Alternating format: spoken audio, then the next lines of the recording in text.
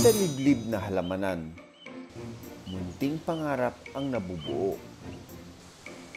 Pinaghahandaan ang pagsisimula ng pamilya. Excited na ang mag-asawang ibon nang biglang mabuo pa kaya ang kanilang pamilya. Itong paghahunting, ano ba yan? Hanap buhay nyo o libangan? Yung ginamit mong bala, natangay pa yung laman. Ito yung lugar kung saan nila tinatago yung batteries ng mga kanyon, no? Yung mga bala ng kanyon. The last defense of the Philippines. Iba na yung nakatira dito. Yan yung mga yung naririnig natin ngayon.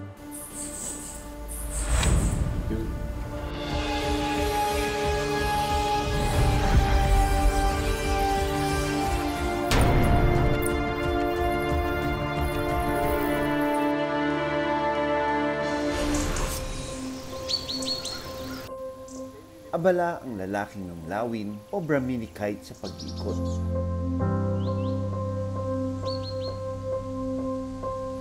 Naghahanap ng materyales sa gagawin niyang pugad.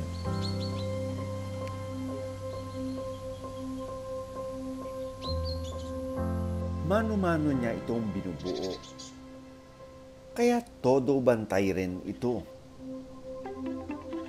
Huwag lang mahuhulog o masira ang pugad sa puno. Sa pagbuo ng kanilang pamilya, kailangan ng matibay na haligi. Tinatanaw rin niya kung may banta sa kanilang tahanan. Katuwang niya rito ang kanyang may bahay.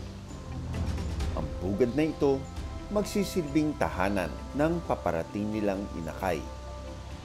Excited na ang mag-asawang ibon. Nang biglang mabuo pa kaya ang kanilang pamilya.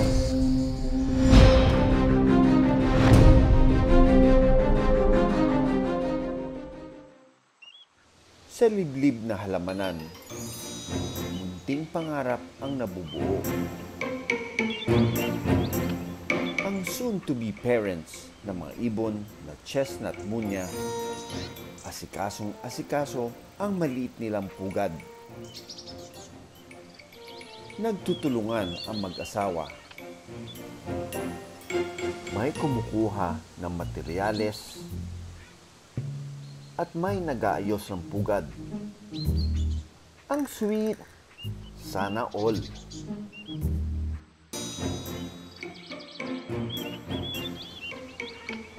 Ang soon-to-be parents ng mga ibon na chestnut munya, asikasong-asikaso ang maliit nilang pugad. Nagtutulungan ang mag-asawa.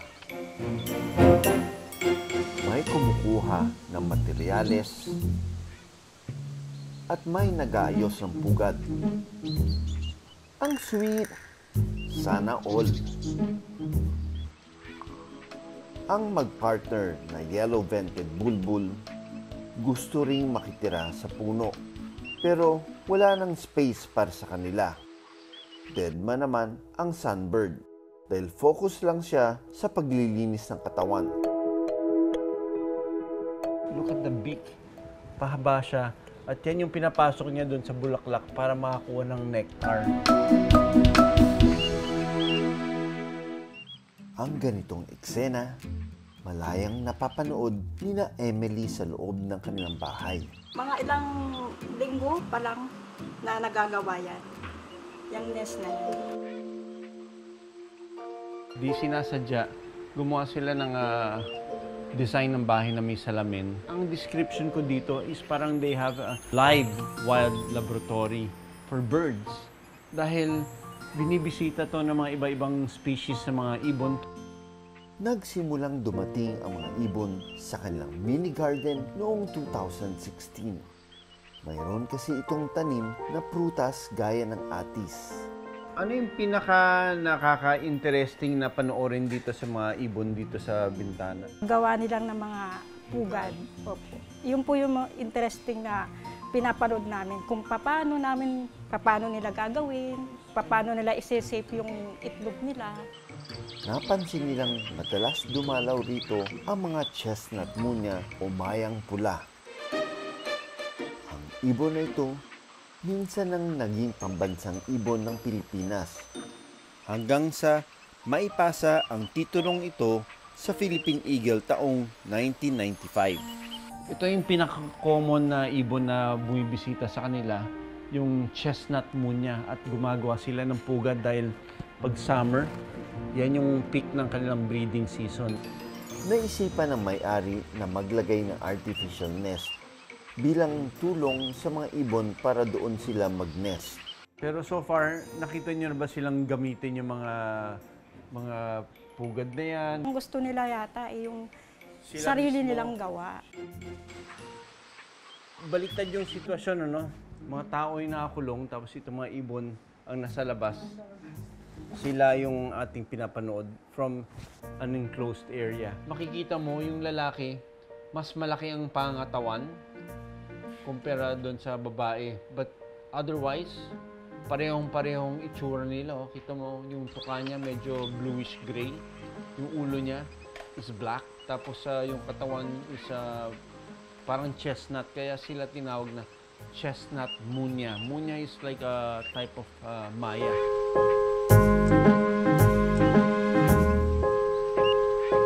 Kahit ang alagang pusa na si Ash, hindi ito mahawakan. Sa munting hardin nakatira ang malilit na ibon. Pinaghahandaan ang pagsisimula ng pamilya.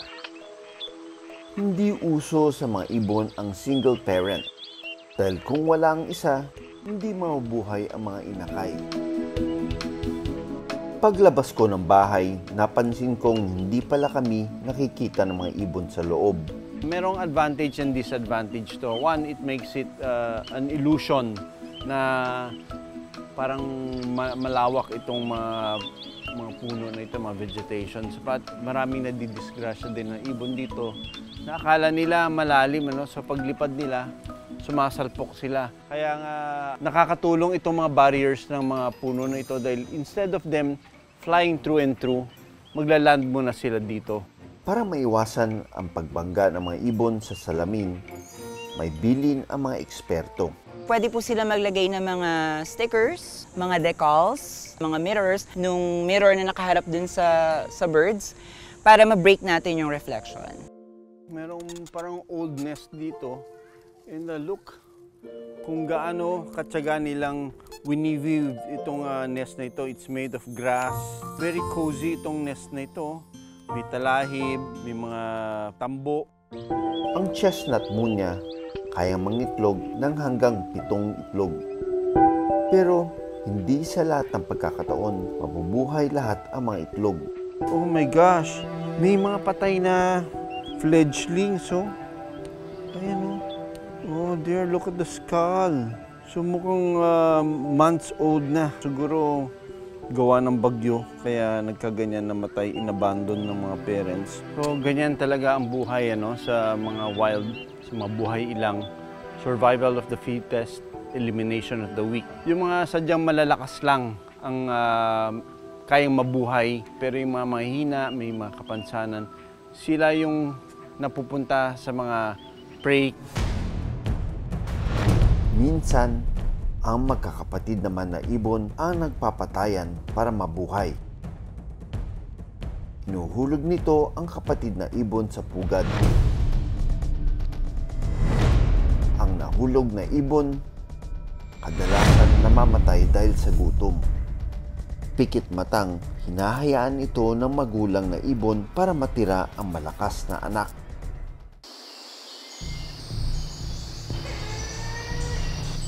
Pero ang mas kinatatakutan daw ng bawat magulang ang tunog na ito.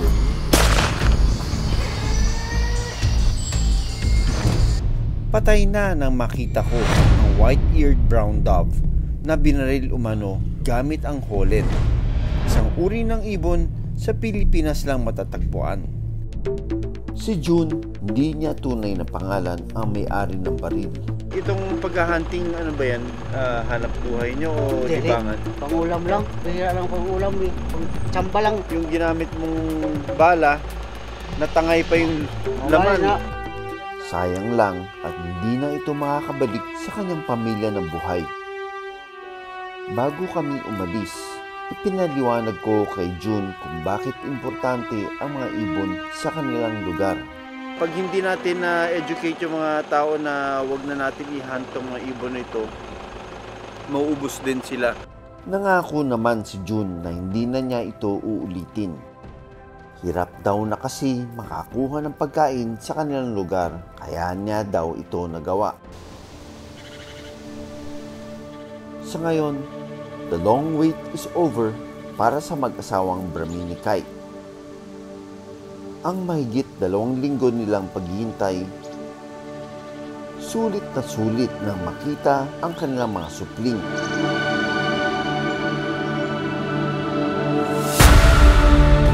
Maraming mambanta sa kanilang buhay, ang pagmamahal at pag-aalaga ng mga magulang na ibon, babaunin ng kanilang mga inakay, hanggang sa pagtanda at pagbuo ng sarili nitong pamilya.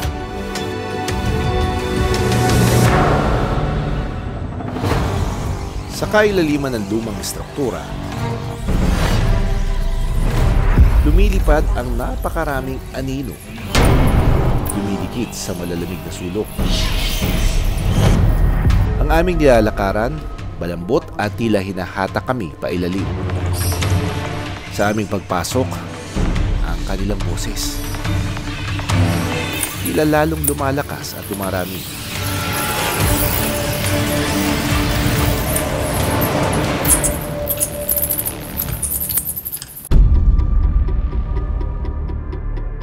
Ang mga malalaking kanyon at pampasabog na ginamit bilang depensa ng isla sa gera. Ito na ang itsura ngayon. Sa loob nito, may mga boses daw na naririnig.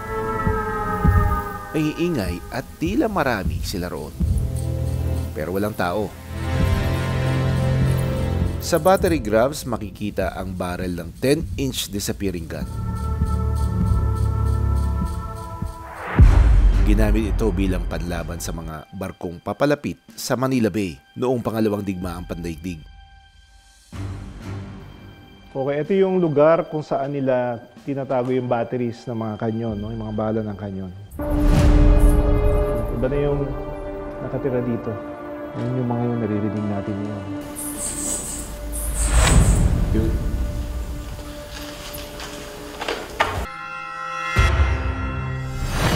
Okay, ito yung lugar kung saan nila tinatago yung batteries ng mga kanyon, no? Yung mga bala ng kanyon. Napansin ko na tila lumalamig ang temperatura sa loob, pati na rin ang aming nilalakaran.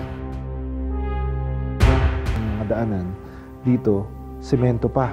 Pero pagdating mo dito sa isang kwarto na ito, may parang maputik. Hanggang sa tila may nagmamasid sa amin. Ang kanilang anino, tila nagpaparamdam sa dilim. Ayun, oh. Ang mga boses na naririnig sa labas ng battery grabs, piniling manatili sa malalamig na pader at gusali. Kilala raw ito na mahilig manirahan sa pader ng mga libingan doon. Kaya tinawag ito na tombats, isang uri ng paniki. Ito ay kalimitan na nakikita sa mga buildings, no? mga structures na associated with human habitation. Alam ko na kung bakit sila. Kasi tignan mo yung ceiling, parang nasira sila na bakbak. Madaling kapitan niya ng mga kuko ng mga paniki so that they can roost over dun sa mga walls. No? Ramdam namin na marami sila dahil sa ingay ng kanilang nililikha.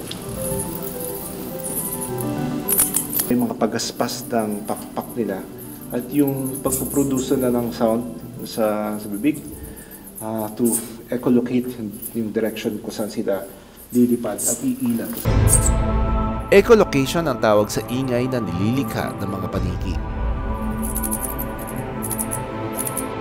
Ginagawa nila ito sa pamamagitan ng kanilang bibig at ilong.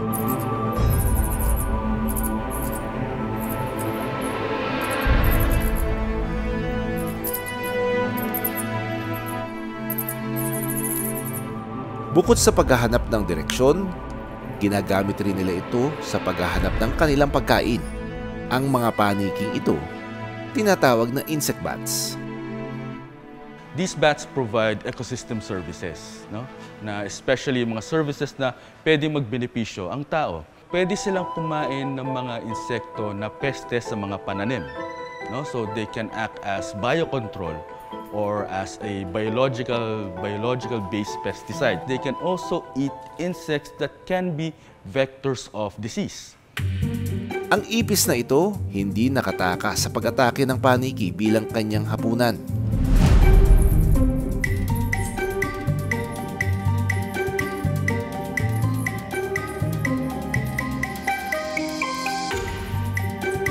Isa raw kasi ang mga ipis sa mga insektong kinakain ng mga paniki.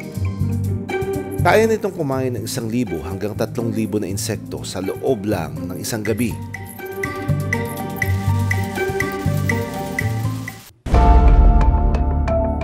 Habang kami ay papasok, lalong lumalakas ang kanilang boses na tila dumarami.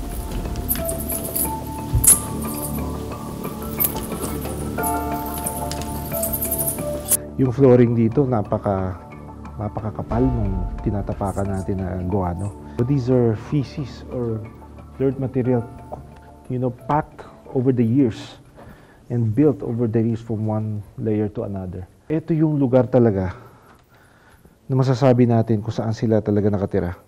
Kasi sa kapal ng guano na meron dito, comparing it to the other areas kung saan manipis ng guano.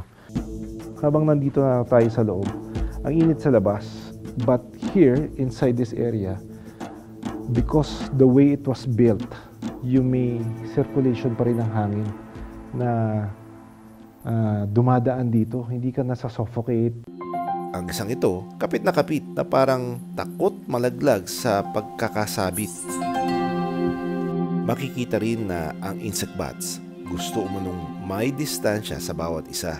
Halos ayaw magpalapit sa kapwa nila paniki.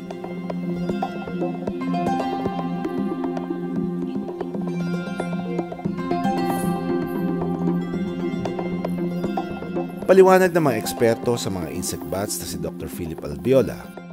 Di talaga sila dikit-dikit na nagro-roost, so there's always spaces between them. So it's normal for them to have aggressive behavior, especially pagka hindi nila kamag-anak or hindi nila anak, no? So it can happen to different individuals within that roost, no? Ang insect bats, gaya ng tao, kaya raw maglakad ng paatras, pababa at patagilid sa pader. Ito ay dahil sa kanilang mga pakpak at paa ay nakadesenyo para maging adaptable sa kanilang roosting site. Ibig sabihin, ang mga insect bats sa battery grabs ay natutong makiayon sa istruktura nito.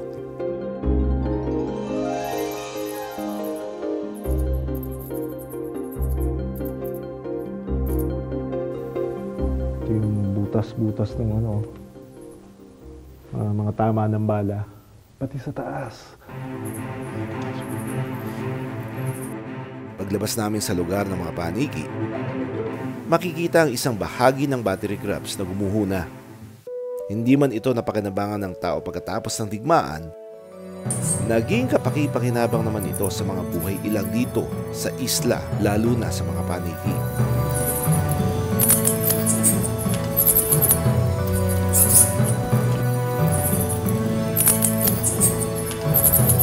Gaya ng insect bats, matutunan sana nating makiayon sa takbo ng panahon. Maraming salamat sa panonood ng Born to be Wild. Para sa iba pang kwento tungkol sa ating kalikasan, mag-subscribe na sa GMA Public Affairs YouTube channel.